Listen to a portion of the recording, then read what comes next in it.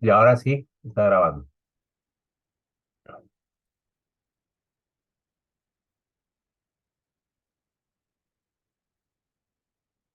Listo, ahora sí. Entonces, esto de la vacuna DPT anteriormente se utilizaba pues como una sola vacuna. Antes aplicaban la trivalente, ahora ya no se aplica trivalente, sino la pentavalente y la DPT está dentro de esa pentavalente, ¿no? Esta vacuna tiene como agente inmunizante el tozoide tetánico y difterico purificado, ¿no? Y tres antígenos purificados de laboratorio de la pertusis. Esto básicamente está dentro de un esquema como refuerzo a los niños a los 18 meses y el segundo refuerzo que se da a los 4 años hasta los 7 años 0 días. Después de ello ya hay otro tipo de vacuna que se coloca a partir de los 7 años para adelante. Cuando es necesario y de repente pues, no se ha completado la vacuna, no se ha completado el esquema, ¿no? La dosis, la vía de administración, se administra de esta vacuna 0.5 cc por vía intramuscular. Como son en niños más grandecitos, en los niños más grandes se aplica en el tercio medio del músculo deltoides y cuando son menores de 2 años, acuérdense, en la cara lateral externa del muslo según la edad que tenga el pequeño. Puede haber algunas reacciones postvacunales que ya hemos hablado cuando hablamos de la pentavalente: dolor, sensibilidad, enrojecimiento, edema, induración en la zona de aplicación.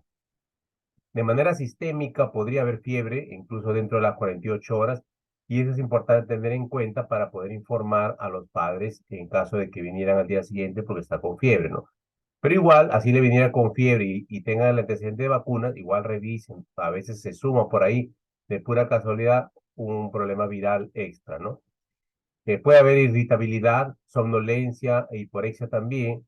Puede haber llanto prolongado y algunas veces asociados a convulsiones. Está contraindicado cuando ya tenemos el antecedente de que ha presentado una reacción severa a una dosis previa, digamos, de DPT o la pentavalente misma, que tendría que tener cuidado. No se aplica, obviamente, esta vacuna DPT a mayores de 7 años para adelante, ¿no? O sea, de mayores de 7 años. Eh, Existe otra vacuna que es la que el adicto-tétano, que tiene es una vacuna inactivada o muerta que tiene tozoide tetánico y difterico purificado. Este es el esquema que se utiliza es para estos niños que justo le decía, que no se pone la DPT, sino se pone perdón, claro, no se pone la DPT, sino se pone la DT, que es la adicto-tétano, a partir de los 7 años de edad, ¿no? Acuérdense que la DPT no se aplica después de los 7 años. Para eso está este esquema. La primera dosis se aplica al primer contacto con el centro de salud. Luego, para aplicar la segunda dosis, esperamos 2 meses. Y luego esperamos para la tercera dosis a los 6 meses después de la primera, ¿no? Es lo que se recomienda. Si tiene antecedente o este esquema no lo llegó a completar por alguna razón el paciente, se debe completar nomás el esquema sin necesidad de reiniciar. Y se debería hacer un refuerzo cada 10 años, por lo menos, en este tipo de vacuna. En gestantes que no han tenido vacunación previa, se debe colocar la primera dosis desde el diagnóstico del embarazo. Y la segunda dosis se debe aplicar la TDAP, ¿no? Esta es una diferente a esto, no es de este tipo de tétano, pero sí está recomendado en este grupo. Anteriormente no se estaba colocando lo de la pertusis, pero esta es una cantidad mínima, pero de alguna manera protege contra la tosferina a las gestantes entre 20 y los 30 semanas de edad gestacional, con un intervalo de 4 semanas mínima respecto a la primera dosis. O sea, esta TDAP, que es otro tipo de vacuna diferente a la DT, se pondría como una segunda dosis después de la dictotétano. Y se aplica por vía intramuscular 0.5 cc. Ya sabemos los lugares, eso no vamos a repetir, dependiendo del paciente, ¿no? Generalmente, como son mayores de 7 años, acá, bueno, aunque la guía dice eso, pero ya sabemos que debería colocarse en el músculo deltoides, ¿no? En la cara lateral externa del brazo. Los efectos postvacunales, fíjese, son las mismas que anteriormente hemos mencionado: dolor, induración, eritema local, y puede haber malestar general también, que son pasajeros, ¿no? A veces solamente basta con un paracetamol y con eso se puede controlar el malestar. Está contraindicado, igual los antecedentes de reacción severa a dosis previa y o que hay hipersensibilidad a alguno de los componentes. Esta, lo que les decía en su momento, la vacuna combinada TDAP solo para gestantes, esto solo para gestantes, que se debe aplicar, como dice acá, una dosis en el tercer trimestre, cuando está entre los 20 a 36 semanas, que es lo que se recomienda. Este tiene como agente inmunizante la vacuna absorbida de tozoide de tétanos y difteria, que está combinada con componentes de la pertusis. Pero la diferencia, ¿qué diferencia entonces con la DPT, no? Me diría, ¿no? Que es para niños. La DPT tiene mayor cantidad de componentes de pertusis, por ejemplo, eh, y difteria, porque obviamente esto va a producir una mayor reacción en el bebé para que tenga su primera respuesta inmunitaria, de memoria sobre todo. En las gestantes no tanto, porque igual habría que proteger al pequeñito que todavía no está listo, que es el feto, para poder recibir alguno de estos componentes y recordar que igual podría pasar por vía sistémica, ¿no? Esto se administra por vía intramuscular en la región deltoidea, 0.5 mililitros. Los efectos postvacunales posibles: dolor, eritema, hinchazón, puede haber fiebre, cefalea, náuseas, vómitos, diarrea y malestar general, es lo que se ha visto en algunas veces, que no es frecuente, pero sí se ha visto. Luego, esta vacuna, prácticamente casi nueva, no es mucho tiempo, que no estaba en el esquema, pero ya lo han ingresado, es el virus contra la hepatitis A. Recordar que eso sí hay casos frecuentes, encontramos en la consulta, ¿no? Tiene como agente inmunizante el virus completo inactivado o antígeno del virus. Se aplica una sola dosis a los 15 meses, no olvidarse, 15 meses, por vía intramuscular también en el vasto externo cara lateral del muslo, por la edad que tiene. Posibles efectos postvacunales son leves: dolor local, induración, pérdida del apetito, podría haber somnolencia, cefalea o febrícula también. Igual, la contraindicación más importante se da cuando hay hipersensibilidad de la vacuna o a la neomicina, a los recipientes de la vacuna, ¿no? Cuando es hipersensible a algún componente de lo que hemos hablado, los preservantes que se utilizan allí, podría ser también algunos metales que también podría haber allí, y si tiene antecedente de reacción grave a una vacunación previa o que tenga alguno de los componentes, ¿no? O- Luego, la otra vacuna que tenemos es la vacuna del papiloma o contra el virus del papiloma humano, que también se ha modificado alguna parte del esquema. Antes solo aplicabas a mujercitas, ahora también a los varones. Principalmente te ofrece una protección contra los genotipos oncogénicos del VPH, que están asociados al cáncer cervical, a la neoplasia epitelial cervical y verrugas genitales. Contra estos tipos de serotipos es que se aplica el tipo 6, 11, 16, 18. Estos son los que están incluidos en esta vacuna. Son 4 serotipos. Pero también tiene otros serotipos que protegen contra el cáncer de cervix. El 16 y 18, por ejemplo, 70% protege contra el cáncer cervix. Y el 6 y 11, pero que está acá, da una protección contra las verrugas anogenitales y papilomatosis laringe. El esquema en niñas y adolescentes del quinto de primaria ahí se debe colocar. En las niñas y adolescentes a partir de los 9 a 13 años, 11 meses y 29 días, que no estén estudiando. Puede que haya grupos así, ¿no? Digamos en provincia, que en Lima quizá también encontremos este grupo de pacientes. Por lo tanto, se tiene que identificar para colocarle la vacuna correspondiente. La primera dosis se debe colocar al contacto con el centro de salud y la segunda dosis a los 6 meses de la primera. Casi a la misma edad, en varones se recomienda una dosis nada más por el momento. No hay otro esquema, un esquema diferente. Se aplica por vía intramuscular en el tercio medio del músculo deltoide.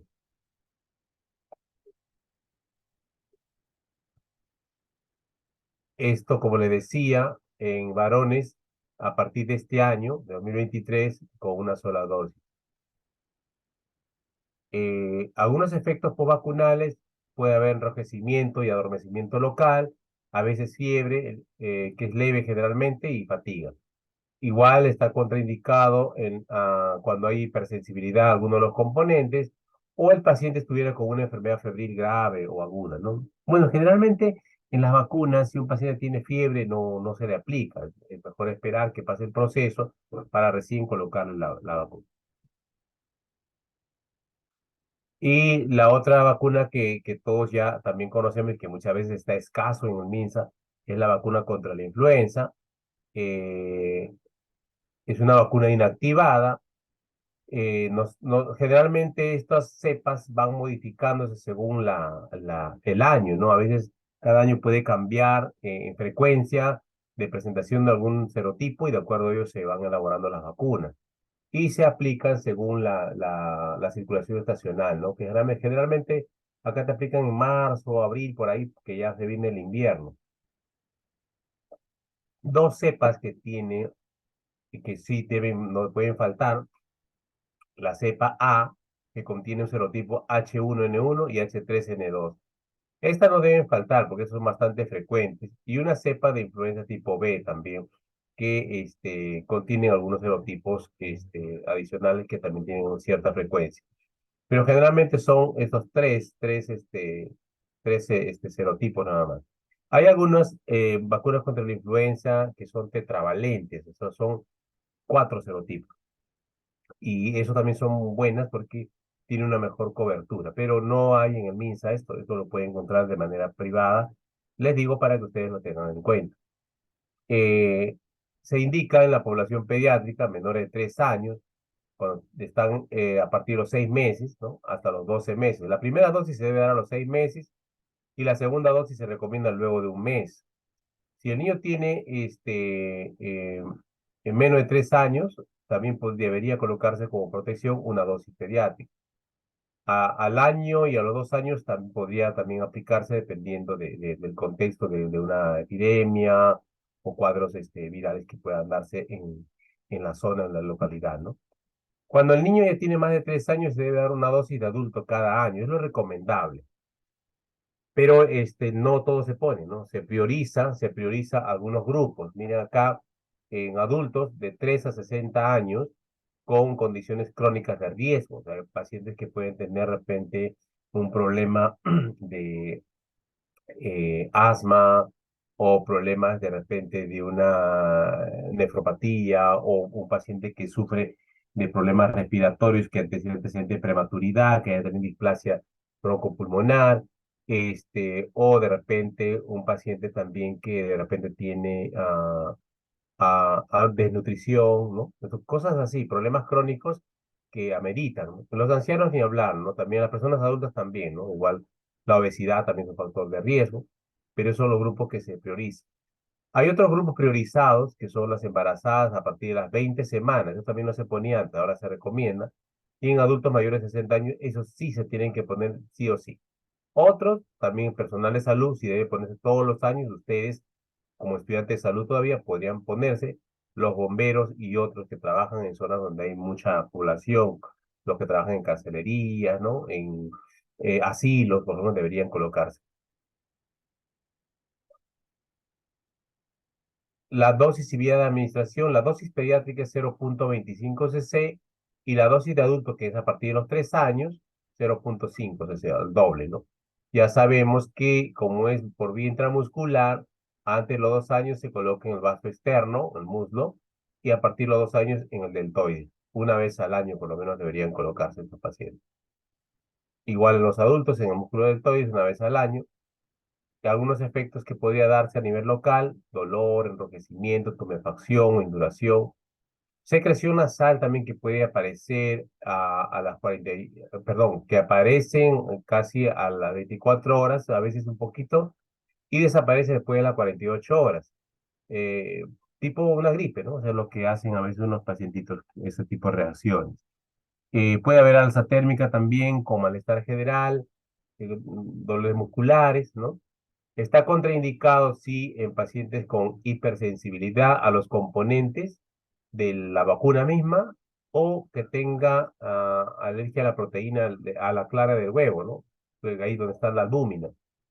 En menores de 6 meses también está contraindicado, ¿no? Y en las gestantes, pero bueno, no. En las gestantes, sobre todo en el primer trimestre, no deberían recibir este tipo de vacunas todavía. Entonces, acá solamente para resumirles, chicos, todo el esquema de vacunación que es de uso cotidiano, porque hay algunos esquemas especiales que no lo he puesto acá, pero en la norma está escrita para pacientes con VIH, por ejemplo.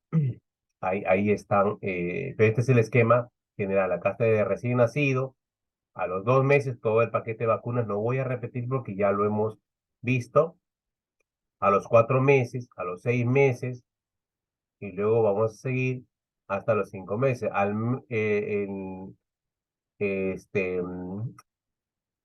Menores de un año, que es a los 7 meses, se pondría la dosis, la segunda dosis de vacuna de la influenza, por ejemplo, ¿no?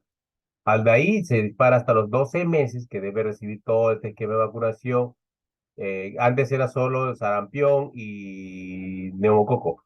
Ahora no, ahora se pone incluso la SPR completa, la dosis contra la varicela, antineumocosis y una dosis más de refuerzos de la influenza, ¿no? Que ya empiezan las dosis anuales. A los 15 meses va a recibir la vacuna antimarílica, que ya también estaba en el esquema anterior, y la que se ha adicionado ahora, la dosis única de vacuna contra la hepatitis A. La 18 meses, ahí vienen los refuerzos ya, de SPR, APO, EPT, y a partir de los 2 años también una dosis de influenza, mira, el segundo año, y hay cada año, a los 3 años vamos viendo que ya su vacuna de la influenza también, a partir de los 3 años, ya recibe la vacuna de la influenza contra, del adulto, ojo, ya es la que se recomienda. A partir a los 4 años, otra vez los refuerzos, la segunda dosis de refuerzo de PT, APO, y otra vez la dosis de vacuna de influenza de los 4 años, ¿no? Como le decía, es anual a partir de los 2 años, del año. Aquí, para pacientes, acá está el esquema que les decía, hay esquemas muy particulares en caso de algunas características en mayores de 5 años, ¿no? La VPH, el neumococo, SPR, para la fiebre amarilla, la influenza del adulto, hepatitis B, es todo lo que hemos mencionado en la lista de vacunación. Y bueno, luego después de la pandemia, ya se empezaron los esquemas de vacunación. Todavía eso no está en el esquema, pero ha salido como una norma individual, ¿no? Quizá en los próximos años se considere el tema de la vacuna contra el COVID dentro ya del esquema en sí. Quizá sea anual, tipo como la influenza, algo así.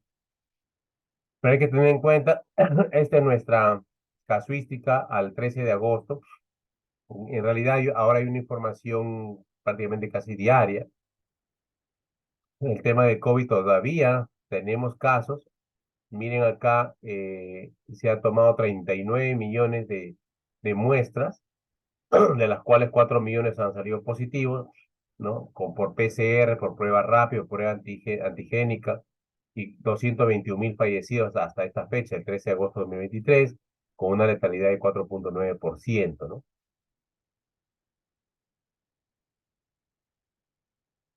Aquí está un poco para ver por grupos etarios, ¿no? Y para que vean que la parte pediátrica no está exento de los casos. Igual, si se ha visto 155.543 niños COVID positivos y ahí suman los adolescentes de 164.435, ¿no? Luego vienen los adultos ya en general. El mayor porcentaje de casos lo presentan en los adultos, que acumulan el 56% de los casos, y las mayores tasas de ataque corresponden al grupo de adultos y adultos mayores, son los que más han sido vulnerados en esta etapa, ¿no? Considerando a los jóvenes como grupo de referencia para la razón de tasas, se evidencia que el mayor riesgo de enfermar ocurre en los adultos con un 46% y los adultos mayores con 39%. Hay que ver y ahora que en el 2020, por ejemplo, el 51.5% de los casos corresponderían a personas del sexo masculino y 48.5% del sexo femenino, que no hay mucha diferencia, ¿no? Hay una mínima diferencia. El 2021 se mantiene casi la misma relación, no hay una marcada diferencia, pero lo que quiero enfatizar es que seguimos todavía con casos de COVID, de que no hay que confiarse, hay que seguir cuidándose. Aquí está lo de 2022, 2023. Mire, en el 2022 todavía se tuvo 2.021.218 casos de COVID en total, ¿no? En lo que iba hasta el 2023, hasta esta fecha de agosto que les estaba diciendo, ya teníamos 18.000, ¿no? Ya definitivamente ha bajado la cantidad de pacientes, pero tampoco para decir que 18.000 es poquito, ¿no? O sea, es una gran cantidad todavía y hay que entender que todavía hay pacientes que fallecen, seguramente muchos de ellos asociados a comorbilidad. Con la última variante que hubo, también ha habido identificado casos, por suerte no han sido casos muy severos, pero han sido más o menos, de todas maneras existe todavía con síntomas variados de una gripe, un poquito muy molesto, sí, pero no es de una severidad que ha requerido hospitalización en la mayoría de casos. Cuando se empieza la inmunización por el tema del COVID, vemos que ha contribuido bastante en la disminución de las enfermedades transmisibles prevenidas por vacunas en general, ¿no? O sea, se busca, si ya sabemos que con las vacunas, erradicar, eliminar y controlar estas enfermedades, ¿no? Y entonces la vacuna contra el COVID no es tan alejada de esto. Sobre todo se vio que disminuyeron las formas graves, se vio que disminuyó la tasa de hospitalización, sobre todo en UCI, y se vio que disminuyó la tasa de mortalidad, sobre todo en ancianos también, que eran las personas más vulnerables. Entonces empezaron a aparecer, aquí está un resumen de la historia de cómo se empezaron a aplicar las vacunas contra el COVID-19 desde a partir del año 2021. El 9 de febrero, ¿no? de 2021 se inicia la vacunación en personal de salud con la vacuna Sinopharm. Luego, el mismo año, el 16 de abril, se empieza a vacunar los adultos mayores con la vacuna Pfizer y AstraZeneca a partir del 22 de abril de 2021. Se empezaron a aplicar esta vacuna. Luego ya en junio se inicia la vacunación ya en gestantes, que no se estaba vacunando, igual con la vacuna Pfizer. El 15 de octubre de 2021 ya se empieza a dar las dosis de refuerzo, tanto con la... Bueno, en realidad ponían la vacuna que te habían puesto al inicio. Los que recibieron Sinopharm le ponían Sinopharm, después Pfizer, ¿no? Pero eso, así fue la realidad. Pero acá lo han... teníamos todavía esta vacuna Pfizer para poder vacunar a estas personas de salud que necesitaban una vacuna de refuerzo también. Eh, el 27 de octubre se empieza a dar dosis de refuerzo a los adultos mayores. El 30 de octubre eh, se inicia la vacuna en adolescentes ya, con esta vacuna Pfizer. Y luego la dosis de refuerzo mayor de 18 años, el 26 de noviembre empezaron a dar esta vacunación. En el 2022 sí, ya se empieza a vacunar a este grupo etario de 5 a 11 años que anteriormente no se había estado vacunando, seguramente era adultos mayores de 18 años, ¿no? Y luego, bueno, ya se empezó a aplicar con otras vacunas tipo Moderna en abril de 2022, Moderna y Pfizer también se estuvieron vacunando un poquito antes, la misma Moderna siguió vacunándose durante el mes de abril, sobre todo aquí ya para personal de salud también en muchos casos.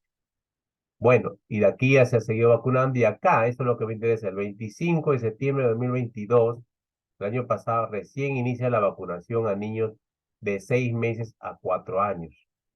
Y desde ahí se ha venido trabajando para ver cómo estamos yendo en las coberturas. Entonces, si nosotros analizamos cuántos vacunados tenemos actualmente hasta agosto con dosis completa, ahí está, con la bivalente, la tercera dosis, la primera dosis, cuarta dosis, todo.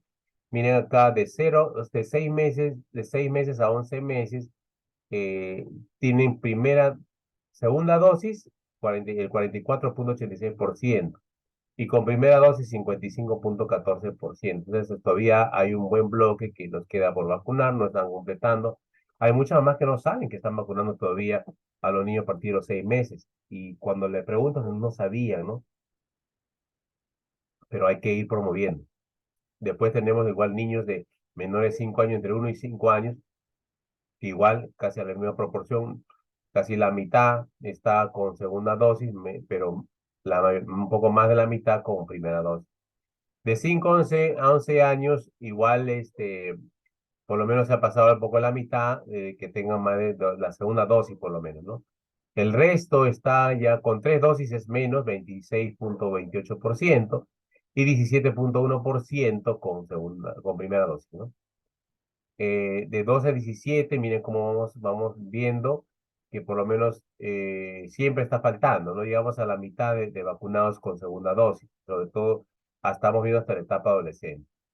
De repente, los que han logrado su tercera dosis, incluido incluso cuarta dosis, son los más grandes ya. Y vemos acá, cuanto más adulto es, cuanto mayor es, ya un poco la cuarta dosis va aumentando, pero todavía falta. Igual la mayoría está con tercera dosis y ya con segunda dosis es menos y con primera dosis es menos. Ya la gran mayoría está completando en caso de adultos, pero todavía nos falta mejorar. Este gráfico lo que nos muestra es que nos falta mejorar las coberturas de vacunación en niños y adolescentes. Y esa es ya otra tarea que se tiene que empezar a trabajar, pues, ¿no? Esta es la resolución ministerial, donde ya sale un esquema, por lo menos ya definido, con esta directiva sanitaria número 144 del MINSA, ¿no? Donde se empieza a hacer el barrido sanitario de vacunación contra la COVID. ¿Y qué tenemos en el Perú? Actualmente todavía tenemos estas vacunas de AstraZeneca, tenemos Sinopharm, bueno, pues todavía teníamos al menos Pfizer, ¿no? Y las que estaban vacunando todavía, ¿no? Actualmente para niños pequeños. Eh, Vamos a ver, ¿dónde está? Para cuál es la dosis o el esquema que se recomienda, ¿no? Para adolescentes de 12 a 17 años. La primera dosis eh, debe recibir, después de la primera dosis, pasado 21 días, debe recibir la segunda dosis. Y luego haces un intervalo de 3 meses aproximadamente, eh, para poder vacunarlo, va a poner la tercera dosis, ¿no? Hay que tener en cuenta que la tercera dosis, que es la dosis de refuerzos, debe emplearse fundamentalmente para adolescentes con comorbilidades. No es para todos igual, ¿no? Con 2 dosis que tenga, por lo menos ya tiene una protección, pero ya se está colocando actualmente ya casi la tercera dosis en la mayoría de casos. Y para niños de 5 a 11 años, por ahora se está recomendando la primera y segunda dosis todavía. Esta vacuna, con la vacuna Pfizer, después de 21 días se pone la segunda dosis. Entonces, tenemos recomendación de primera y segunda dosis, pero para los adolescentes con comorbilidades, de acuerdo a este esquema nacional, es que se está recomendando la tercera dosis.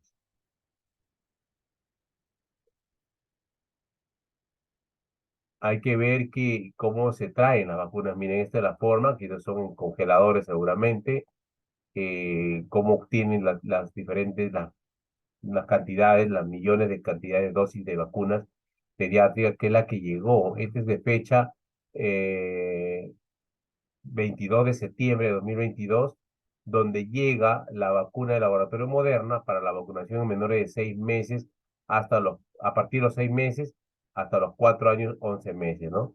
Y desde ahí hasta la fecha se sigue vacunando todavía a estos pacientes, pero ya han visto la cobertura cuando nos encontramos, todavía falta.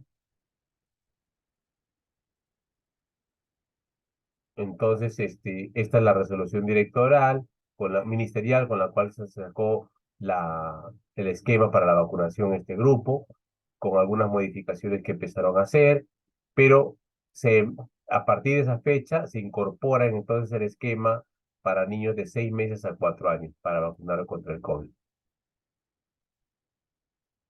Ahí está la vacuna que se está aplicando, la Spike, la vacuna Spikevax, que es lo que se está ubicando actualmente.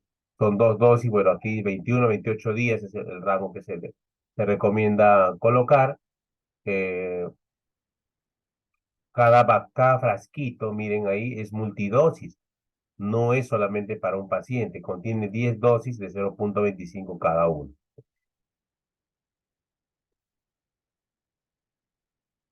Puede haber algunas reacciones adversas que se ha visto en ensayos clínicos, sí, en niños de 6 meses a 23 meses, que fue la serie primaria, incluyeron como reacciones adversas la irritabilidad, el llanto, dolor en el lugar de la inyección, somnolencia, pérdida del apetito, fiebre, hinchazón en el lugar de la inyección, eritema, hinchazón, sensibilidad axilar, esos fueron los hallazgos más frecuentes.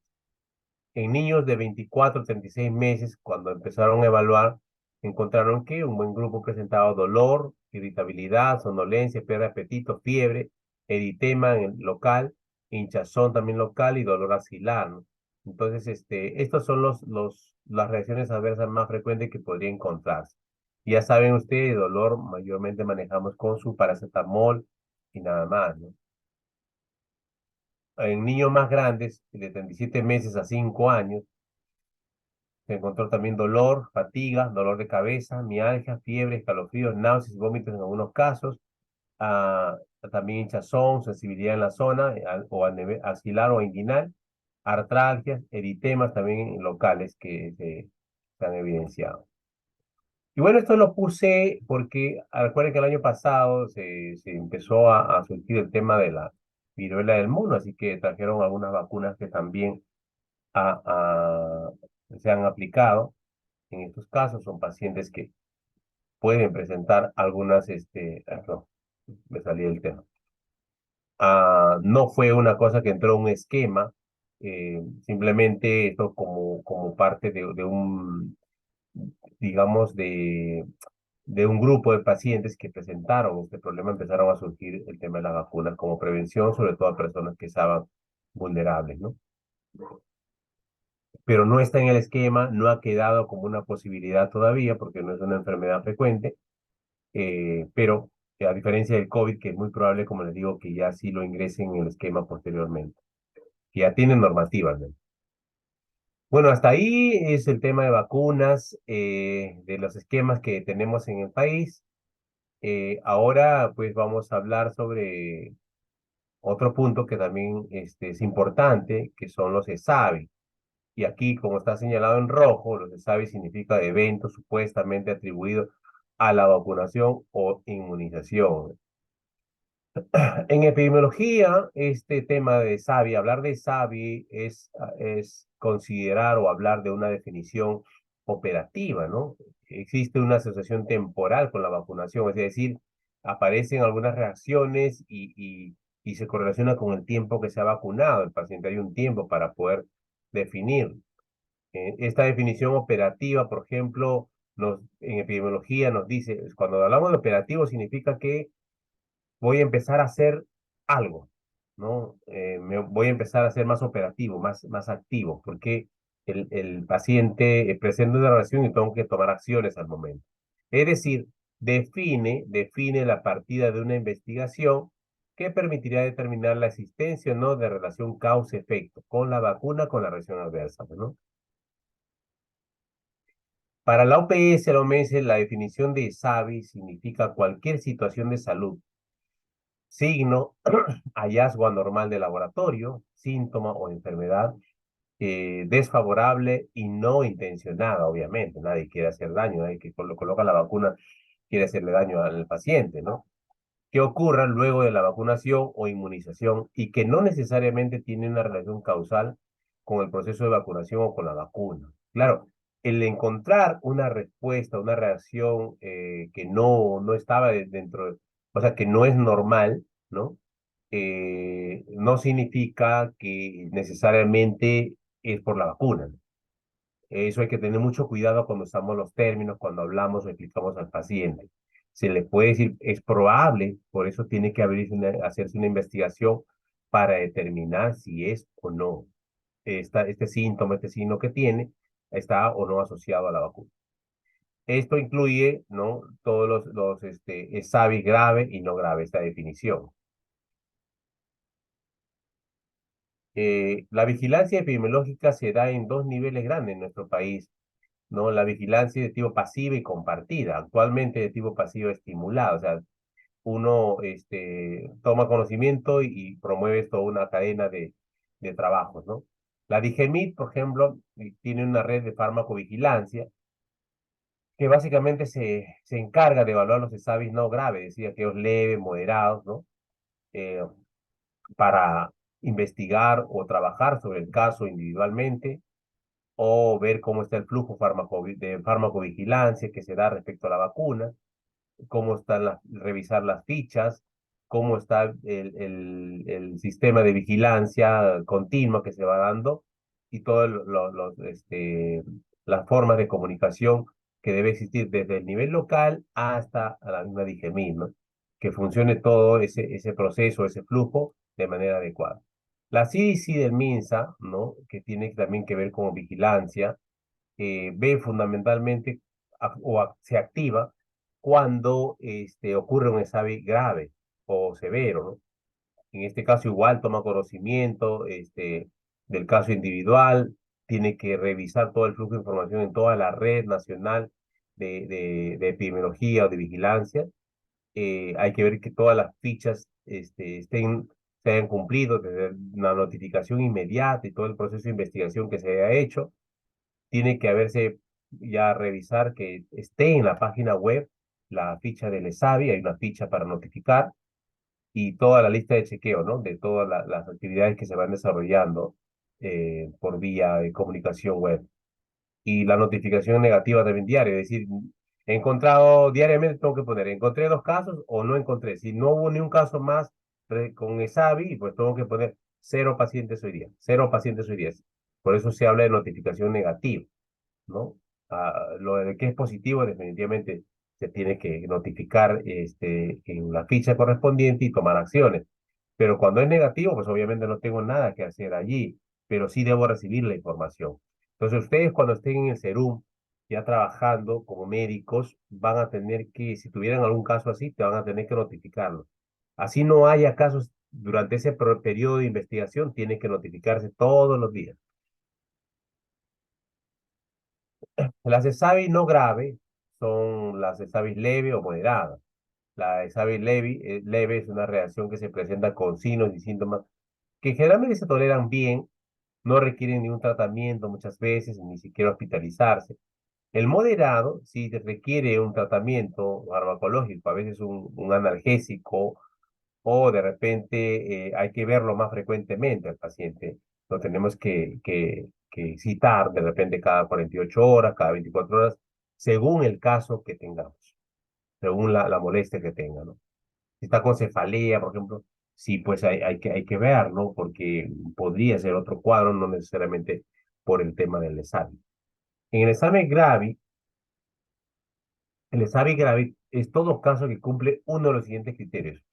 Primero, que haya requerido hospitalización, que los signos, síntomas que ha presentado le lleven riesgo de muerte, que tenga alguna discapacidad o que haya fallecido el paciente. Sobre todo esos cuadros son importantísimos.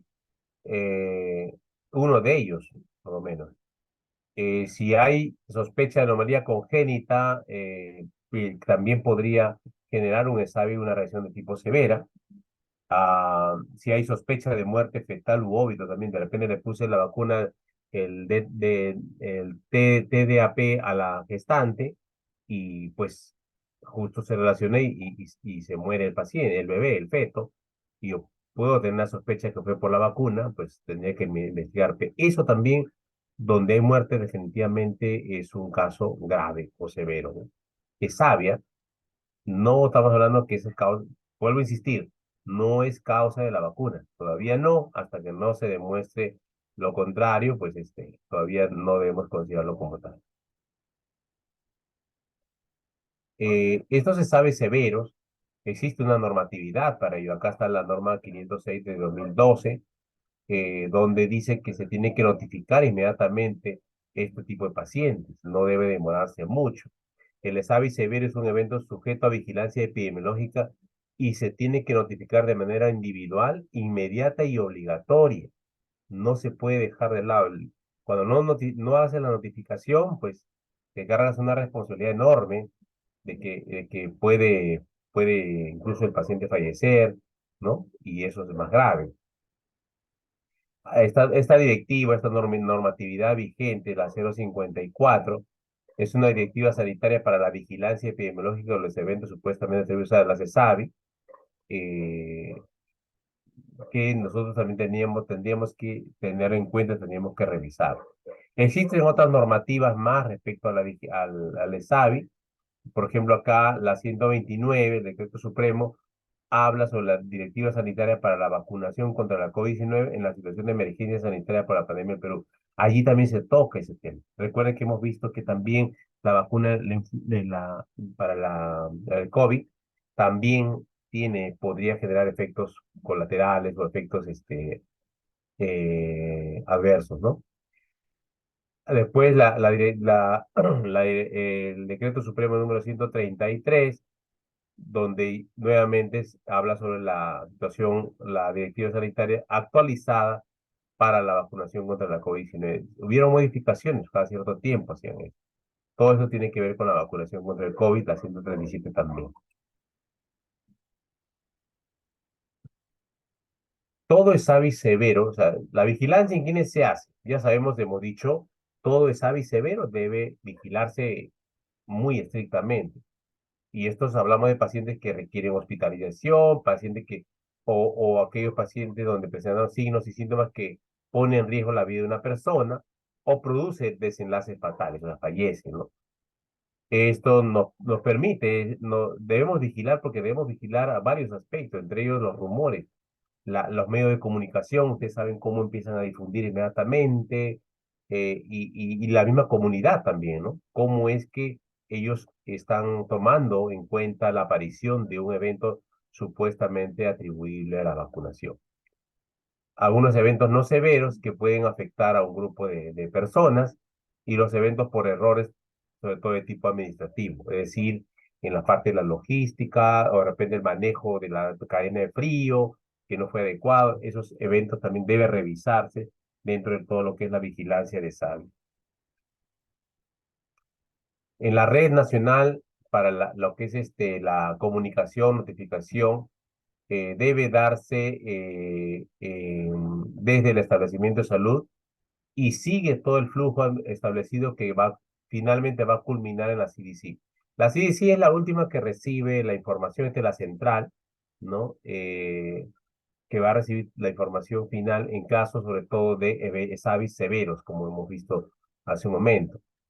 Esto incluye obviamente todas las partes del sector MINSA. Si empieza un establecimiento de salud, pasará quizá a la DIRIS, ¿no? Y a la regional, a nivel regional, y después ya va a llegar a la CDC.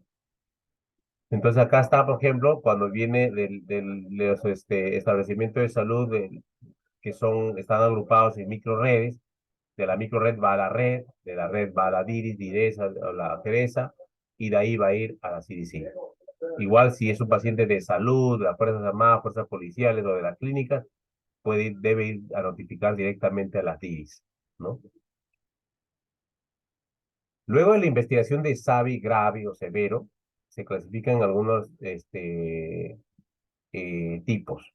Por ejemplo, yo hago toda la investigación y determino, este es un evento de esta característica. Y digo, pues, un evento coincidente.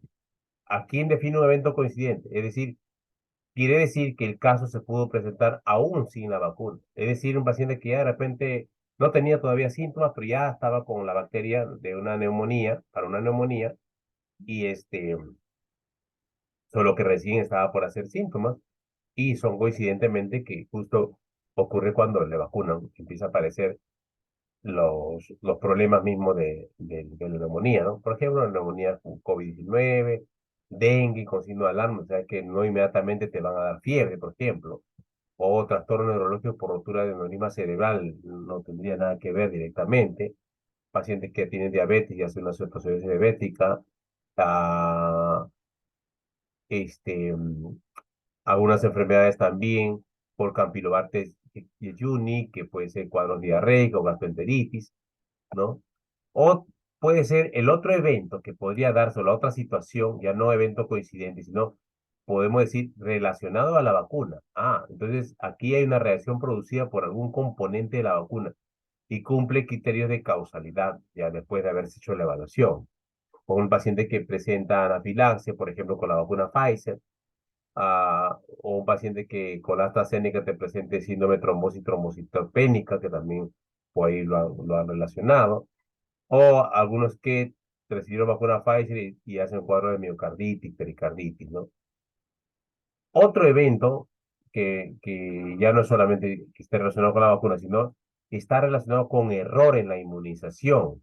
Es decir, hay un inadecuado almacenamiento de las vacunas, la administración de la vacuna de repente no fue en las condiciones adecuadas. Acuérdense de los 5 correctos, los pasos para poder tener un éxito en la vacuna. En este caso, vas a encontrar pacientes que pueden presentar absceso en el sitio de vacunación, pueden morir por administración de otro medicamento en vez de la vacuna. Como le decía el otro día en la charla, que de repente se confunde y como los frascos son similares, le pone otro medicamento que no es y a la cual el paciente hace una reacción adversa y puede fallecer. Eso sería lo más triste. Pero eso es parte de un problema de tipo administrativo.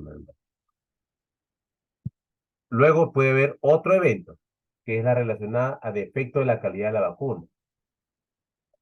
Esto por defecto de la calidad del producto o el dispositivo. Entonces, si la calidad no es buena de la misma vacuna, puedo generar una infección por un vial que de repente no almacena bien a la vacuna y puede contaminarse y eso le puede inyectar al paciente. Otro problema también puede haber un evento relacionado a la ansiedad por la inmunización, ¿no? Es un paciente que está vacunando y se desmaya, ¿no? Y sobre todo cuando son muy ansiosos. Hay personas así, ¿no? Incluso cuando usted se pone una ampolla intramuscular o un antibiótico, por ahí hay gente que no tolera y le empieza a dar mareos, hace hipotensión y se desmaya, ¿no? Y finalmente podría haber también un resultado después de la investigación no concluyente o indeterminado. Es decir, toda la evidencia que se ha juntado es insuficiente para poder clasificarlo, ¿no? No puedo decir que es por la vacuna, no puedo decir que es un evento coincidente, no puedo decir que es un evento relacionado a la ansiedad del paciente, etcétera, etcétera. No hay forma de demostrar. Entonces, no olvidarnos que existen una serie de errores operativos que ya lo he mencionado en las otras vacunas, cuando hablamos de vacunación en general, donde hay problemas de dosificación, la administración no es la correcta, no hace un buen manejo en el tema de bioseguridad o higiene para tener el manejo adecuado de las agujas y jeringas. Si no se verifica el empaque que garantice que esta vacuna está estéril, o se reconstituye con un diluyente equivocado, eso también es un error operativo. Hay una cantidad inadecuada de diluyente, ¿no? Y que podría producir también una reacción. Y de repente las vacunas no han sido preparadas adecuadamente no son correctas, ¿no? Y eso también es otro problema que podría darse. Aquí, de repente, si mezclaste con otros medicamentos, puede haber una sustitución de las vacunas o diluyentes y igual generar los problemas que estamos viendo, ¿no? Miren acá, para cada vacuna no las voy a leer porque es extenso, pero sin embargo quiero que sepan que en la norma técnica de SAVI se habla de estas vacunas. Eso es bueno que lo tengamos a veces para recordar. Le he puesto la pentavalente. ¿Qué reacciones, qué evento podría esperar que suceda? Llanto persistente, convulsiones febriles, episodio de hipotonía, encefalopatía. Podría ser, necesitas con dolor de cabeza. Puede ser. Entonces digo, pero ya, ¿cuándo le han puesto la vacuna? Hace 6 días. Hace 6 días, pero el tiempo de aparición, según lo que dice acá, es de 0 a 24 horas o máximo en las convulsiones febriles de 0 a 2 días, o hasta 3 días en todo caso en la encefalopatía, pero 6 días ya es mucho. Entonces ya uno dice, va descartando esa posibilidad para poder explicar también a los padres. Para eso nos sirve este cuadro. Entonces, si yo tengo la relación de las diferentes vacunas, qué eventos podría ocurrir ahí y cuánto tiempo demora en aparecer los signos y síntomas. Entonces, hay situaciones que sí se tiene que actuar rápido, de manera inmediata, ¿no? incluso porque aparecen casi de manera inmediata. Una anafilaxia, por ejemplo, tenemos que inmediatamente colocar lo necesario, si es necesario oxígeno o adrenalina, lo que tenga que colocarse, pero este paciente se queda en observación. Definitivamente después de estabilizarlo, hay que dejarlo en observación, de hospitalizado por lo menos, para hacer una buena vigilancia, una buena investigación. Entonces, eso es una acción de minutos, nada más, no nos puede tomar más tiempo. Cuando ya tiene más tiempo después de que ha aparecido, pues podemos tomarnos unas horas o días para poder investigar. Igual se tiene que registrar todos los hechos, todo el caso y hacer la referencia correspondiente. En el manejo inicial de SAVI grave, pues los severos, obviamente, debe primar la atención del problema de salud del paciente. Tengo que asegurarme entonces que su atención según nivel de prioridad A, B, C, o sea, para asegurar la vía aérea, respiración y circulación. Considerar también una atención preferente, o sea, no le puedo dejar espera tu turno, ¿no? Son cuadros de superemergencia, hablamos de repente en el nivel de emergencia, prioridad uno o 2, ¿no? Y el manejo, la evaluación se hace según el cuadro clínico que presenta el paciente y se debe comunicar al familiar sobre los casos, el caso que está presentando. Y hay que hacer una referencia de ser necesario. Debe informarse al jefe del establecimiento de salud del caso identificado.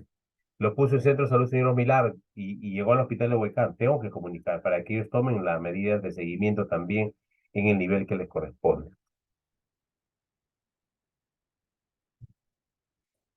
La identificación de los ESAVIS entonces se puede dar en los diferentes establecimientos de salud, en las instituciones prestadoras de salud, las IPRES, en la misma comunidad.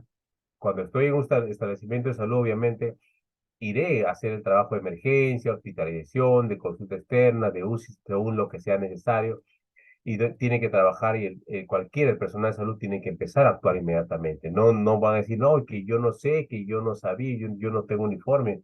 No, tiene que actuar inmediatamente. La comunidad de por sí en la comunidad tiene que trabajarse sobre todo lo que es el tema de vigilancia de rumores, la investigación del caso, ¿no? Y para eso también igual el personal tiene que ir a recorrer las calles, a investigar, a preguntar. Entonces tienes dos niveles donde se identifican y se trabaja, se hace la investigación a nivel del establecimiento de salud, IPRES, o a nivel de la comunidad, ¿no? Cualquier persona que detecte un caso de SAVI debe comunicar a la Oficina de Epidemiología del Establecimiento de Salud, que es responsable del caso, en el punto de vacunación para su notificación e ingreso al sistema de vigilancia epidemiológica. Obviamente, esto ingresa a un sistema, inmediatamente va a ir a la microred, la DIL, la DIRESA, y se va buscando ya apoyo para realizar la investigación y definir si es un caso o no de SAVI. Es lo primero que tiene que saber. Y a través de todo este flujo, va a llegar a la CDC, donde quienes van a ingresar a la NotiWeb para la información correspondiente, ¿no? La notificación entonces determina el inicio del proceso de la investigación del caso de SAVI grave severo. Es decir, cuando yo identifico un paciente y sospecho de que puede estar asociado con la vacuna, de acuerdo al tiempo y todas las características, inmediatamente hago mi ficha de notificación. Y esa ficha de notificación es el inicio del proceso de investigación. A partir de ahí se empiezan a mover varias personas, varios niveles para poder hacer la investigación correspondiente, ¿no? Y determinar si hay o no relación de causalidad. Entonces, a través de la unidad de epidemiología, todos los establecimientos de salud tienen un responsable de epidemiología que es el responsable de notificar, de avisar de los casos, ¿no?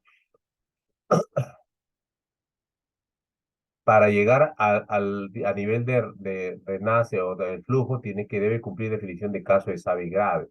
Ahí, a través de ahí va a llegar a la CDC. Entonces, miren, ante la posible detección en cualquier ambiente hospitalario o en punto de vacunación, debe estar preparada para la notificación de SAVI. Es decir, todo equipo, todo personal que va a vacunar o que trabaja en el área de vacunas o que trabaja en las áreas de emergencias, deberían estar capacitados y entrenados y conocer estos flujos, conocer los instrumentos que hay que llenar para poder entender y actuar como corresponde. Porque si hay veces que a veces el profesional no quiere ni llenar la ficha, le da flojera, entonces va pasando las horas, los días y no se cumple con lo que corresponde. Y como le dije, si yo no lleno la ficha de inicio, no parte la investigación, porque ese es el punto de partida, el llenado de la ficha. Por eso debemos tener materiales para registro, debemos tener las fichas impresas en cada área de emergencia y las normativas que también deberían revisar el profesional en caso que tengan dudas del manejo. La investigación de un ESAVI tiene la finalidad fundamental de determinar si el cuadro clínico identificado pudo o no ser ocasionado por la vacuna. El médico tiene su función, todo el personal de salud, en cuanto al manejo del paciente, llena la ficha de investigación y la remite a la oficina de epidemiología. Cuando llega la parte de epidemiología, los responsables de esta área deben coordinar la investigación, deben coordinar el seguimiento.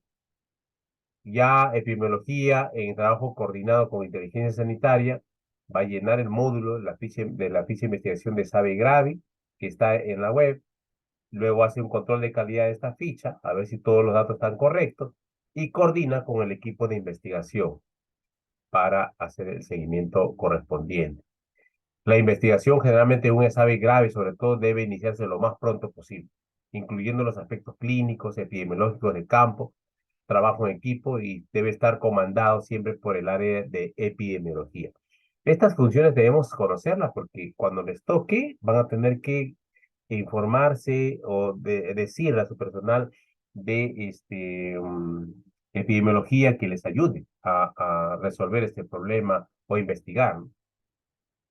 El médico evalúa la parte clínica, ¿no?, del paciente, del cuadro clínico, antecedentes, diagnósticos diferenciales y la identificación del tipo de vacuna que haya recibido. A nivel de campo, es un trabajo de equipo donde se trabaja en el área del mismo vacunatorio, los puntos de vacunación. Hay que investigar si hay otros vacunados más, hay que ver la historia clínica, las entrevistas que se hagan y las visitas domiciliarias de seguimiento. Ese es el trabajo de campo. Por eso es un trabajo se hace intra-hospital o intra-establecimiento de salud y el otro es extra, que es el trabajo de campo de, para el seguimiento de estos casos. Entonces, cuando uno estás en el centro de vacunación, hay que ver las funciones biológicas antes de vacunar. Ya sabemos que tenemos que preguntar, ¿no? Cómo está el apetito, la sed, cómo está la deposición, si hay sueño, ¿no? Un síntoma de riesgo, por ejemplo, la fiebre, o cianosis, que hay que tener convulsiones, o dolor de pecho, sudoración. Entonces, ante esa situación, yo tengo que definir si lo vacuno o no lo vacuno. Hay que ver los antecedentes personales generales del paciente, del lactante, sobre todo hay que ver antecedentes maternos también. Si ha tenido atenciones anteriores en consulta, hay que ver si está hospitalizado, si hay MINSA, de salud, qué antecedentes epidemiológicos tiene ese paciente, si alguien más está enfermo, ¿no? Otros antecedentes familiares, de repente alguien por ahí que ha presentado el hermanito o la mamá o el papá de repente ha presentado reacción adversa a la vacuna alguna vez. Ese dato también es importante. Luego, una vez que aparecen los signos y síntomas, se debe registrar pues la fecha de inicio, el minutos, en horas, día. Hay que hacer una descripción detallada, es una historia clínica en realidad, de cómo ha ido la progresión de los signos y síntomas, si hubo exposición a factores de riesgo del cuadro, de repente, además del cuadro de por sí, estuvo en un lugar donde hay mucho polvo, están trabajando en construcción y eso le agravó la situación de la dificultad respiratoria. ¿Qué relación puede haber tenido? ¿Qué alimentos ha consumido? ¿Medicamentos, tratamientos que esté recibiendo? Porque también podría ser efecto de ello.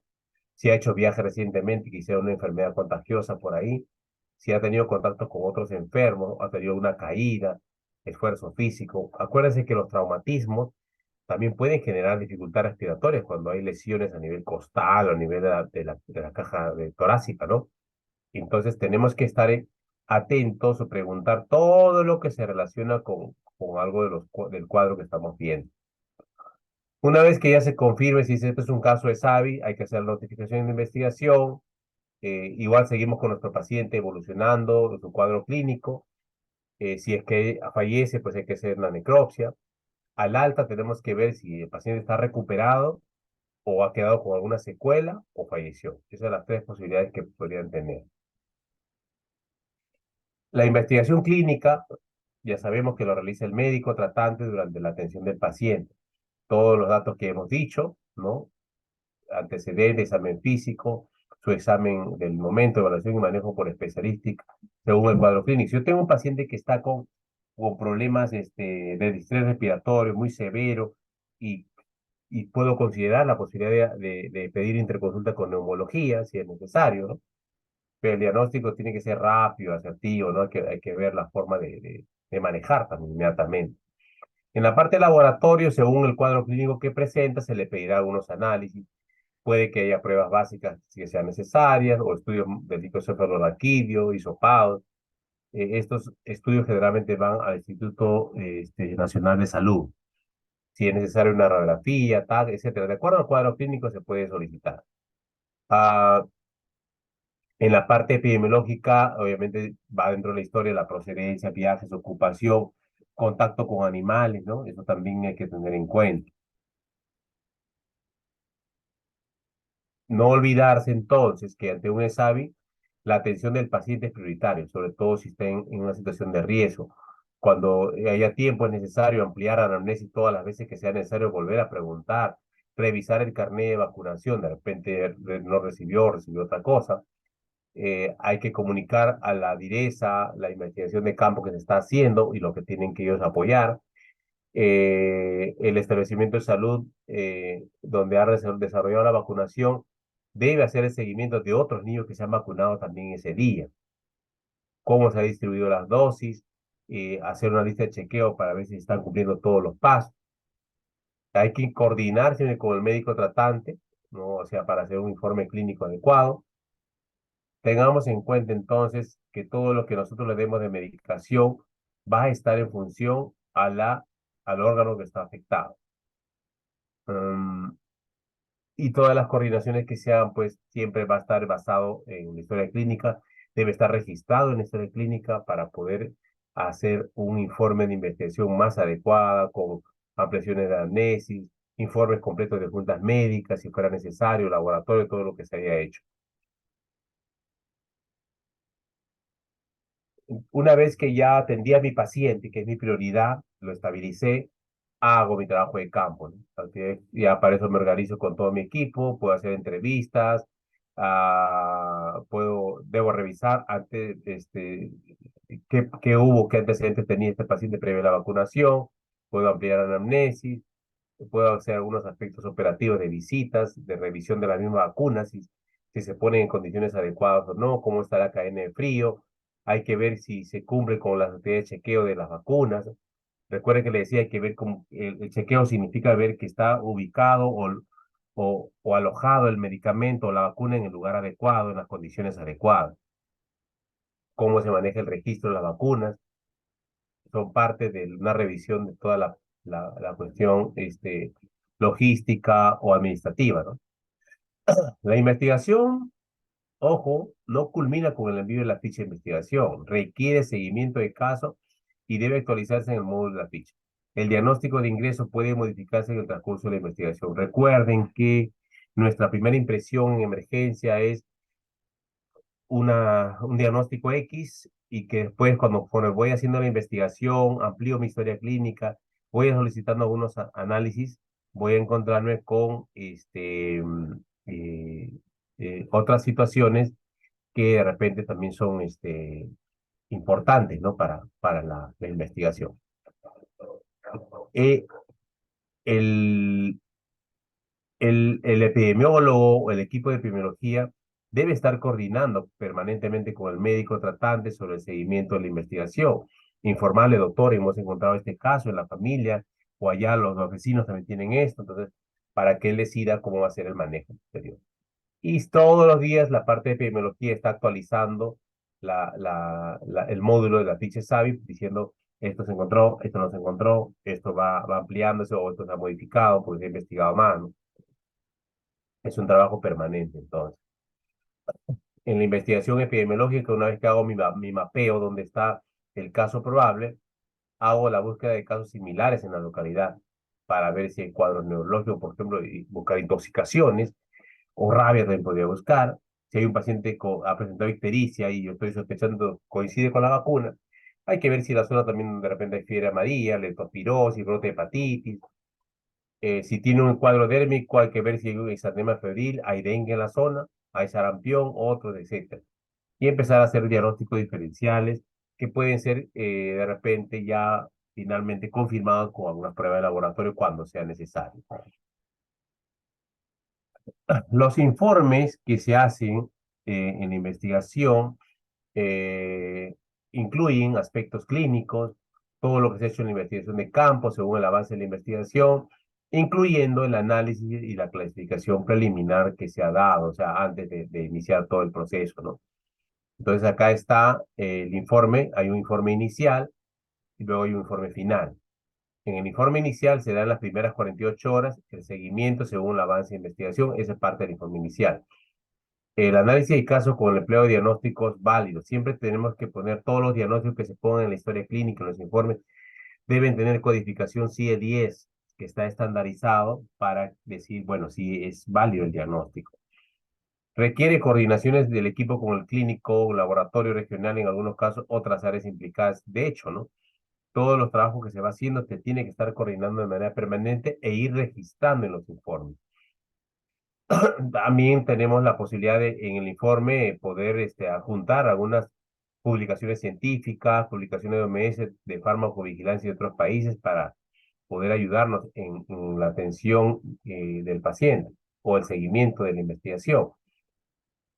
El expediente, entonces, miren todo lo que trae un expediente, miren, de un caso de SAVI, incluye todos los documentos que sustentan la investigación que se está haciendo y representa la evidencia en caso de enfrentar procesos legales, porque puede ser que haya un padre que diga, no, yo voy a denunciar porque mi hijo ha fallecido, mi hijo está quedando con secuelas, y bueno, tiene todo el derecho, obviamente, y tenemos que tener toda la investigación, toda la documentación que nos ayude a sustentar ese proceso de defensa, ¿no? La información es utilizada por el Comité Nacional para la Clasificación Final, o sea, la CDC lo va a investigar, va a revisar toda la información y definir lo que, si es o no al final causa de la vacuna, ¿no?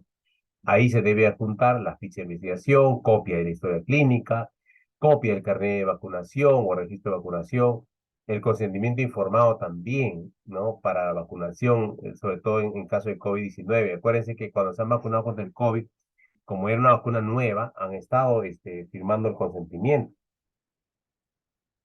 Los informes de la DISA, la DIRESA, o las que tienen su función de los establecimientos de salud, la red, Junta Médica y otros, todos los informes se adjuntan en un archivo.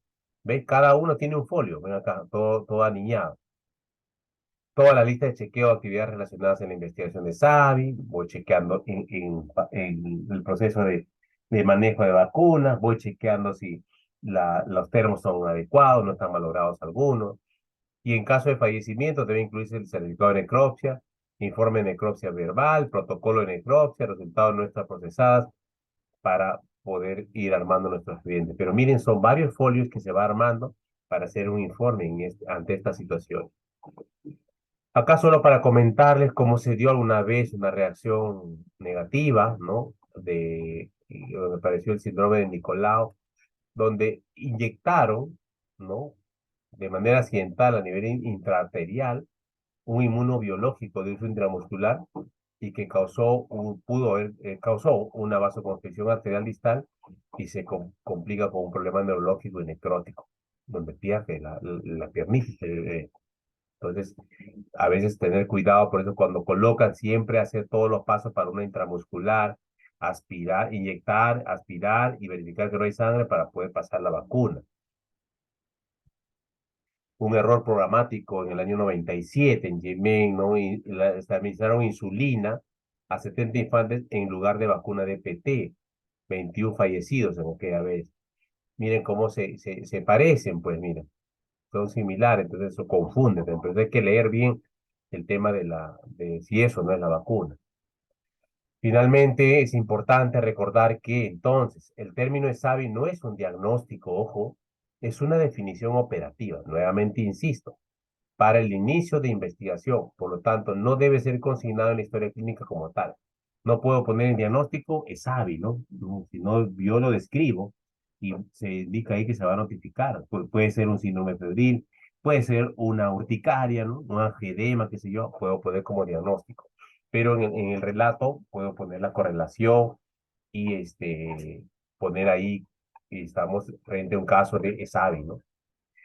El ESAVI entonces no es un sinónimo de reacción adversa a medicamentos, o sea, no es RAM, ¿no? Puede haber diferentes reacciones, pero no es RAM. Cada caso debe tener una buena evaluación clínica, no olvidarse hacer toda la historia con la anamnesis, el examen clínico y el manejo adecuado de este paciente. Los exámenes auxiliares se van a pedir según el diagnóstico clínico que tenga. A partir de la idea que el cuadro clínico es producido por la vacuna es un error. O sea, si nosotros si partimos de aquí, de decir, esa urticaria es por la vacuna, ya, ya estamos relacionando, ya estamos dando causa-efecto antes de que ocurra la investigación. Esto te va a limitar y a plantear posibilidades diagnósticas, limita a dar tratamientos oportunos y adecuados. Ya no dirás urticaria, simplemente de frente vas a decir es SAVI como diagnóstico y de repente vas a decir RAM a tal vacuna, entonces, lo cual no necesariamente ocurre eso, ¿no? Ah, las crisis de pérdida de confianza a la vacuna son ocasionadas precisamente por algunas demoras que puede darse o ausencia de la notificación inadecuada de investigación. O sea, ocurre un caso y nadie le interesó notificar, no se hizo ninguna investigación y después la gente dirá, pero mira, pasó esto con ese niño y nadie dijo nada, nadie hizo nada. Entonces, al final de cuentas, entre ellos se cubren, no quieren que se investigue, entonces van a desconfiar más de la vacuna. La investigación debe ser realizada por el equipo multidisciplinario según la competencia, evitando duplicidades, no van a hacer la misma cosa dos equipos, ¿no? En caso de fallecido, es fundamental el abordaje precoz a la familia para entrevistarlos, para obtener una copia de historia clínica y tratar de asegurar la obtención de la necropsia también. Eso nos va a ayudar muchísimo. Bueno, eso es respecto de SAVI. Con eso estamos viendo que el ESAVI entonces no es un diagnóstico, es el punto de partida para empezar la investigación para un evento que podría estar relacionado a la vacuna. Existen ahora en general ya, pasando a otro punto, una serie de mitos y creencias acerca de la vacuna. Bueno, hay que hay de tanta vacuna, cada día nos ponen más vacunas y entonces la gente ya se va preocupando, ¿no? Puro pinchazo, ya los chiquitos son ahí donde se asustan. Hay que tener en cuenta algunas situaciones que se han dado en el mundo, ¿no? En el año 98, por ejemplo, investigadores británicos propusieron ellos que la vacuna de la sarampión, rubiola, papel rubiola podría causar autismo. Uno por cada 2.000 niños habían sido diagnosticados de autismo y 9 de cada 10 habían recibido la vacuna SPA, ¿no? Bueno, se publicó el artículo, se vio algunas situaciones relacionadas a autismo con inmunización, ¿no? Eh, Sin embargo, este artículo fue retirado de los registros de publicaciones en el 2010 y fue expuesto como fraudulento en el año 2011, ¿no? El Comité de Revisión de Eventos Adversos a Vacunas revisó la evidencia de 22 estudios y existe evidencia a favor para rechazar una relación causal entre vacunas CPR y autismo. O sea, no había forma de considerar esa relación como válida, sino que ustedes saben, tanto para uno como para otro, podría pensar que muchas veces se puede movilizar alguna información para que puedan hacerse ver como malo o bueno también, ¿no? Igual, creo que las estadísticas que vemos nosotros nos define la situación o el efecto favorable de la vacuna. El comité, en este caso, concluye que la evidencia epidemiológica está a favor del rechazo de una relación causal entre la vacuna de SPR y autismo, y entre las vacunas que contienen timerosal y autismo. El comité encuentra que el potencial mecanismo biológico para autismo inducido por vacuna ha sido generada en base de datos solamente teóricos cuando revisan el estudio. No hay algo, obviamente, experimental no va a haber, pues, ¿no? Bien complicado, ¿no? Salvo que simplemente cojo los pacientes y le hago el seguimiento correspondiente. Siempre hay que descartar en un estudio los factores de error, hay factores de error que te pueden llevar a eso, a interpretaciones equivocadas. Luego, eh, hay que tener en cuenta que los métodos naturales para incrementar la inmunidad y las mejoras en la nutrición y higiene son mejores que la vacuna. Bueno, esto es una frase, algo que se dice como mitos, ¿no? También dicen, yo con métodos naturales, mi hijo no tiene ninguna vacuna y estamos bien, nunca nos enfermamos, nada, ¿no? Bueno, puede pasar, pero, por ejemplo, en cuanto a gastroenteritis aguda por rotavirus, dice, uno de cada cinco requieren consulta médica. Uno de cada 50 requiere hospitalización. Uno de cada 205 tiene riesgo de morir, ¿no? Eh, y así dicen, ¿no? Entonces igual se están muriendo, hay riesgo, entonces ¿para qué? Mejor me cuido solamente con la parte natural. Sin embargo, la idea es comparar. No dicen aquí que yo comparo la época pre-vacuna y por vacuna, ¿no? Esas épocas son diferentes, ahí donde se puede notar. Otro mito también que dicen, administrar múltiples vacunas al mismo tiempo causa una sobrecarga del sistema inmune. Pero cuando nosotros evaluamos todo el flujo, la respuesta de las células B, nos dimos cuenta que esta es capaz de producir anticuerpos contra un epítopo a la vez. O sea, hay millones o miles de células B que cada una de ellas va a identificar solamente a un tipo de anticuerpo. No es que capta una sola célula B, se encuentra y se reconoce a un anticuerpo, a otro anticuerpo, anticuerpo 3 o 20 o 30 anticuerpos a la vez. No, sino que es a uno solo. Es uno contra uno. Acá no hay multiplicidad de reconocimiento, ¿no? Por lo tanto, de esa manera el sistema inmune podría responder a miles de vacunas a la vez, que eso lo hemos visto también en la primera parte del capítulo de inmunizaciones. Otra que dice, ¿no? Las vacunas pueden postergarse, separarse y espaciarse sin consecuencias, dice, ¿no? Sin problemas. Muy bien. Muchas enfermedades prevenibles por vacuna ocurren en la infancia temprana. Y si yo lo sigo postergando, pues va a ser un poco difícil porque el tiempo pasa y recordemos que los más vulnerables en este caso, dentro de las edades, pues los niños. Por eso es que se protege a los niños. La tasa de mortalidad es más alta en niños, en pequeñitos, sobre todo menores de 5 años. La inmunidad óptima, ojo, inducida por vacuna puede requerir la administración de una serie de vacunas en el tiempo.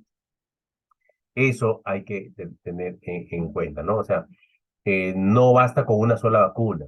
Ya hemos visto que a la primera vacuna alcanza un nivel de inmunidad, luego empieza a recaer, por eso se pone una siguiente dosis donde nuevamente se dispara la producción de anticuerpos y eso ya genera mayor número de células de memoria. Y una tercera ya mejora ese tipo de respuesta, ¿no? Eh, el retardo, entonces, recibir la inmunización apropiada para la edad incrementa el riesgo de enfermar. Sí, pues eso va a pasar. Yo tendría que tratar de estar al día en todas las vacunas. Los calendarios alternativos no se han puesto a prueba, o sea, no hay un calendario alternativo todavía. Eh, Se han guiado de otros países, pero donde han tenido éxito, que solamente hemos hecho copiar, eh, poner a prueba también en nuestro país pues va bien, ¿no? Los esquemas que se están colocando. Bueno, otros simplemente dicen no son efectivas, no por gusto, ¿no? No tengo ningún dato que diga que es efectivo. Sin embargo, ya les he mostrado en anteriores presentaciones los diferentes, diferentes cuadros donde muestran la evolución de los números de casos de enfermedades y cómo es que cuando yo voy incrementando, mis coberturas de vacunación empiezan a disminuir el número de casos. Miren acá, los triangulitos que están en la línea negra, está en incremento la cobertura y el número de casos tiende a bajar. Ese es el tema. Pero hay varios mitos que tenemos que ir saliendo o respondiendo cuando dicen que es peligroso que a los niños muy pequeños se les pongan muchas vacunas. Ya lo dijimos, que no hay ningún problema, ¿no? En ese no debemos tener miedo porque ya hemos explicado por qué. Los bebés, un mito 2, no deben recibir varias vacunas a la vez porque se pueden enfermar. Tampoco no es así, ¿no? En todo caso, hemos visto las reacciones adversas que pueden presentar, manejable con su paracetamol, suficiente. Otro mito 3, las vacunas en las clínicas son mejores que las vacunas del Estado.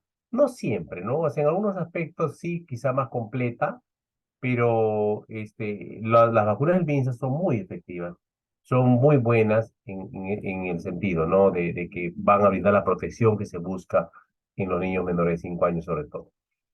Eh, el mito 4, no es necesario vacunar a mi niño contra enfermedades ya eliminadas, ¿no? Pues estamos, una cosa es eliminadas aparentemente, entre comillas, pero gracias a que hay campañas, hay vacunación todavía, y que ya no permite que haya esté dando, digamos, me afecte con mucha intensidad, puede ser síntomas leves que aparentemente ya no me va a producir la mortalidad o la necesidad de hospitalizarme, pero eh, hay vacunas que han logrado solo controlar algunas enfermedades que pueden salir a la luz. No hay enfermedades así y totalmente erradicadas, salvo la de la viruela, pero las otras están ahí dormiditas, ¿no? Otro dice, si no vacuné a mi niño en la fecha indicada, ya no es necesario vacunarlo, ¿no? Tampoco no, debe recibir todas las vacunas en la fecha indicada. Si le falta alguna vacuna, ya hemos dicho, la norma dice, acude inmediatamente al centro de salud y conversa con el médico o la enfermera para saber de qué manera puede recuperar, ¿no? Hemos visto varias vacunas que le falta una vacuna, pero puedes completarla. No inicia de nuevo, pero hay que completarla. Y acá también un mito 6, que las vacunas de refuerzo son opcionales, ¿no?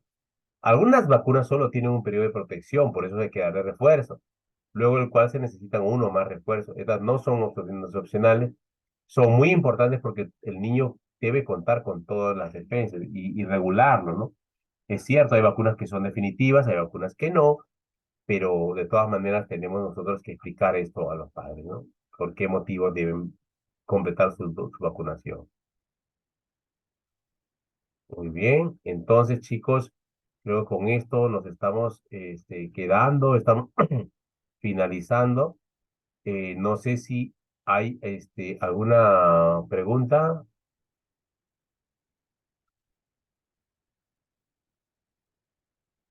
Creo que están preocupados por su examen. Bueno, chicos, si no hay no hay ninguna pregunta, yo creo que ya con eso estamos concluyendo. Ya estoy preparando el segundo examen, que me han dicho que creo que es la primera semana, si no me equivoco, o la segunda de octubre, y de ahí a los 2 días, 3 días, nomás creo que van a hacer la tercera. Bueno, así me dijo la señorita Liz, así es que, muy bien, Arnold, que no sea muy difícil. Está bien, voy a tratar de que sea muy práctico, ponerle una situación, un caso de lo más común, ¿no? De lo que hemos discutido en las clases. No vamos la idea no es jalar al alumno, la idea es que capten la idea y aprendas así bien el esquema. Yo les he mandado ahí unos cuadros en las diapositivas. Eso sí traten de grabarlo por grupo etario, sobre todo hasta los 5 años, sí me tienen que saber, ¿no? Y la gestante, pues que es importante, ¿no? Eso les va a llegar frecuentemente. Por eso, aquellos casos que yo sé que ustedes le van a molestar en su serum, esas sí les voy a preguntar por allí, que son precisamente esto, vacuna en niños menores de 5 años y la vacuna de gestante, ¿no? Esa sí hay que aprenderla bien. Por ahí es hábil, de todas maneras, tienen que saber el proceso más o menos. Y quizá vamos a ver a la parte de los tipos de inmunoglobulinas, cómo son las vacunas. Son cosas bastante frecuentes. Entonces trataremos de ser lo más práctico posible. Bien, chicos, los dejo porque yo sé que tienen examen. Les doy el tiempo para que puedan ir a seguir repasando o alistarse para su examen. Que todo les vaya bien. Un abrazo y ha sido un gusto conversar con ustedes. Y cuando quieran, me avisan, podemos hacer un Zoom, coordinamos para antes de su internado, hacemos un repasito de hidratación, lo que está pendiente, no me he olvidado. Ya me avisan con tiempo, yo me programo con tiempo, o sea, con calma. ¿Ya? Muy bien, chicos. Un abrazo para todos ustedes, que les vaya bien. Suerte. Gracias, doctor. Buenas noches. Gracias, doctor. Ah, chicos.